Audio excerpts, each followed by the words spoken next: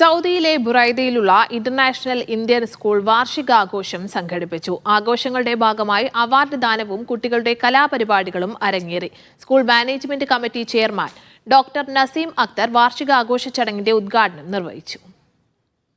2024-25 അധ്യയന വർഷത്തെ വാർഷികാഘോഷവും അവാർഡ് ദാന ചടങ്ങുമാണ് സംഘടിപ്പിച്ചത്. സ്കൂൾ പ്രിൻസിപ്പൽ ലോറൻസ് വർഗീസിന്റെ അധ്യക്ഷതയിലായിരുന്നു ചടങ്ങുകൾ. School management committee chairman doctor Naseem Akhtar ചടങ്ങിന്റെ ഉദ്ഘാടനം നിർവഹിച്ചു. Doctor Syeda Taukira Tabas, Muhammad Rashid, Abdul Aziz Ibrahim Al Garawi, Abu Fahad എന്നിവർ ചടങ്ങിന്റെ ഭാഗമായി. 10 വർഷം സേവനം പൂർത്തിയാക്കിയ ഇർഷാദ് അലിപ്ര, ആയിഷ ജാഫർ, നബീല, സെയ്ദി മസ്താനി, ഫാത്തിമ സാക്കിർ എന്നീ അധ്യാപകരെ വേദിയിൽ ആദരിച്ചു. പഠന പാഠ്യേതര മേഖലകളിൽ മികവ് പുലർത്തിയ കുട്ടികളെ ചടങ്ങിൽ അനുമോദിച്ചു. കുട്ടികളുടെ വിവിധ കലാപരിപാടികൾ ആഘോഷങ്ങൾക്ക് മാറ്റുകൂട്ടി. ജാവേദ് ഹസൻ, നിഷ ബിജു എന്നിവർ ചടങ്ങുകൾക്ക് നേതൃത്വം നൽകി. Media 1, Riyadh.